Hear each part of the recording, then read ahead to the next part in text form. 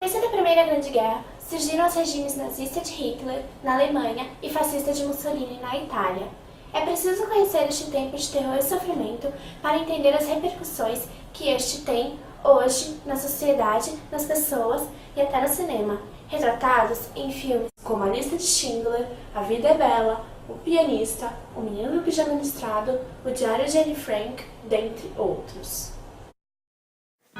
A Alemanha nunca aceitou as condições do Tratado de Versalhes, imposta pelos outros países ao término da Primeira Grande Guerra, no qual impunha que a Alemanha era culpada por esta.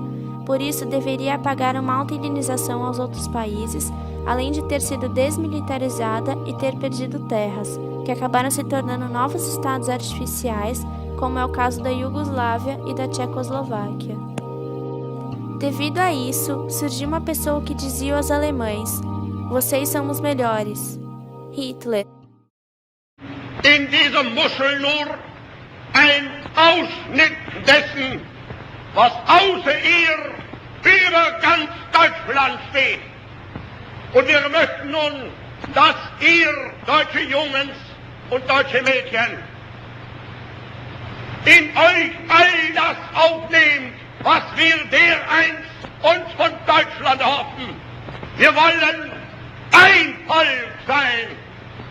Und ihr, meine Jugend, soll dieses Volk nun werden.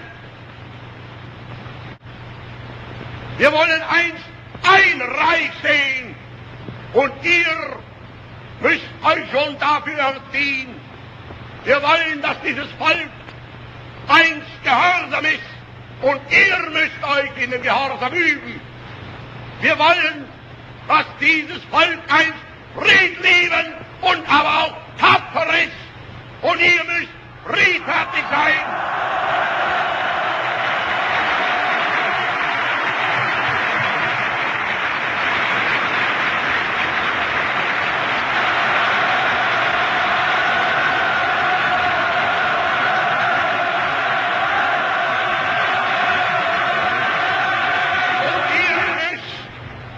Deshalb friedfertig sein und mutig zugleich.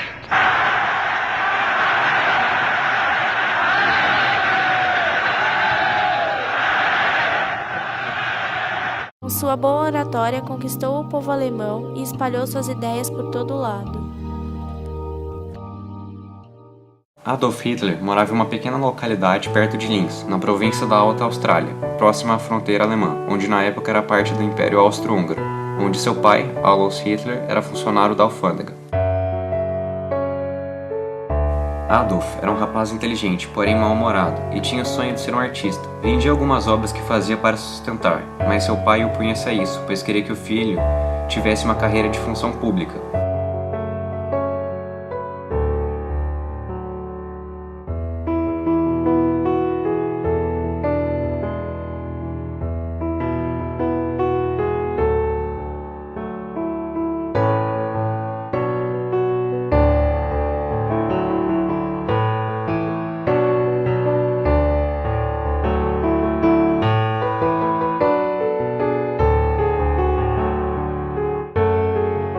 Querendo acatar ao desejo do pai, Hitler se juntou à escola secundária de Linz, porém foi reprovado 2 vezes e desistiu de acatar a tal vontade.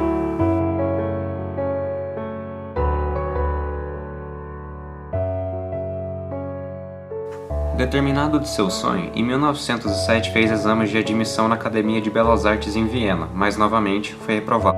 Em agosto de 1914, quando a Alemanha entrou na Primeira Guerra Mundial, alistou-se imediatamente no exército bávaro. Serviu na França e na Bélgica como mensageiro, que é uma posição de muito risco, pois é exposta ao fogo inimigo. Durante essa guerra, Hitler desenvolveu um patriotismo alemão apaixonado, e apesar de não ser um cidadão alemão, ficou chocado com a rendição da Alemanha em 1918, e como muitos nacionalistas, culpou aos políticos, sustentando a ideia de que a Alemanha não tinha sido de fato derrotada. Como Hitler também havia vivido os horrores da guerra, a questão de culpa era essencial. Com isso, em julho de 1919, Hitler foi nomeado líder do Partido Nacional Socialista Alemão, devido à sua grande inteligência e seus dotes oratórios, e tinha como objetivo influenciar outros soldados com a mesma ideia antissêmica que possuía. Em 1933, Hitler tentou tomar o poder da Alemanha através de um golpe conhecido Golpe da Cervejaria. Porém, ele fracassa e vai para a cadeia, onde escreve o livro Mein Kampf, Minha Luta, que é uma tese que inspirou milhares de pessoas.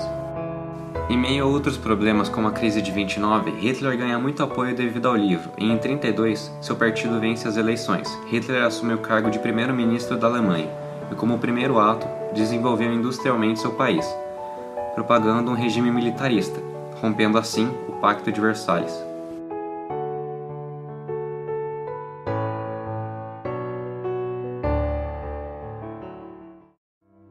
Quando Hitler chega ao poder, ele inicia a perseguição contra todos que não pertenciam à raça ariana, dentre os perseguidos principalmente os judeus.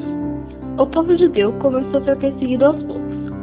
Primeiro foram proibidos de frequentar certos lugares. Depois foram obrigados a usar faixas com a estrela de Davi como uma espécie de marca. E cada vez mais foram perdendo seu espaço no seu território, até que são mandados para áreas apenas judias, conhecidas como guetos. As casas dos guetos eram muito pequenas, simples, desconfortáveis e não comportavam grandes famílias. Quando nada podia piorar, grande parte dos judeus foi mandada para campos de concentração, que para eles foi apresentado como campos de trabalho. Apenas os homens jovens saudáveis ou talentosos permaneceram nos guetos, também para trabalharem. Erros não eram aceitos. Aqueles que errassem eram punidos com chicotadas, ou pior, com as próprias vidas. E muitas vezes também, os soldados escolhiam a dedo alguns judeus que davam-lhe tiros. Pouquíssimos, com muita força e coragem, sobreviveram a esse terrível movimento, o nazismo.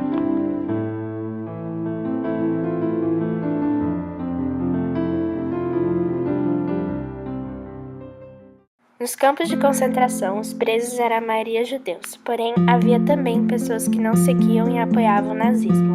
A situação dos prisioneiros era extrema, pois vivenciavam a fome em grandes níveis. Eram alimentados com pão e água em quantidades miseráveis. Os judeus e prisioneiros tinham seus cabelos raspados e eram obrigados a usarem um uniforme listrado. E em seus uniformes havia um símbolo indicando a razão da presença do indivíduo no campo, junto anexado a um número de identificação que poderia estar marcado no uniforme ou na pele. Junto com o uniforme recebia uma tigela para quando chegasse a mísera quantidade de comida. Tragicamente, muitos usavam o suporte da tigela, um barbante, para cometer suicídio. O campo, por ser todo fechado, não tinha conhecimento de toda a população alemã. Portanto, no final da guerra, houve a descoberta dos horrores dos campos de concentração pelos aliados. Os nazistas aplicavam drásticas formas de execução aos judeus em campos de concentração, como a morte em massa na câmara de gás, queimados, fuzilados diante de paredões e entre outras formas. Muitos acabavam morrendo por desnutrição, por esforço desnivelado do trabalho forçado e por péssimas condições higiênicas que favoreciam muitas doenças como a pneumonia e etc. As doenças, de certo, contagiavam muitas pessoas, porém os soldados nazistas tentavam controlar a difusão da doença para os próprios soldados não se adoecerem. Além de todos os maus tratos aplicados nos campos de concentração, os experimentos médicos em cobaias judeus também tomavam parte, principalmente no campo de Auschwitz, na Polônia. Muitos médicos nazistas, como Fritz Fischer e Heribert Heim, praticavam experimentos como expor o cobaia a pressões e temperaturas extremas para testar a resistência humana. Não só isso, mas também ocorria testes com venenos, drogas, amputações e transplantes sem anestesia. Os médicos nazistas foram presos na década de 50. Muitas pessoas tentavam fugir, mas a maioria acabava pego pelos soldados de vigilância que se instalavam nas torres de vigilância no perímetro dos campos. Temos que lembrar também que as famílias eram separadas e raramente os familiares acabavam no mesmo campo de concentração ou sobreviviam ao reencontro. Um exemplo de fuga foi o pai de Anne Frank, Otto Frank, que sobreviveu à fuga do campo de Auschwitz. A presença do nazismo na Segunda Grande Guerra trouxe centenas de consequências que refletem em nossa sociedade atual. Sobreviventes do Holocausto, por exemplo, convivem com traumas psicológicos. Restaurar a vida após uma experiência como vítima de campos de concentração é uma tarefa muito árdua, difícil para todos. As cicatrizes sempre estarão lá mesmo após muito tempo.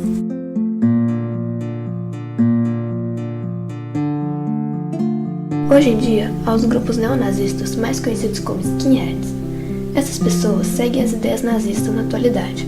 Muitos dizem que o movimento skinhead não passa de uma migração de estilos musicais, estéticos e comportamentais. Porém, levam com eles ideologias preconceituosas, trazendo violência a muitas pessoas.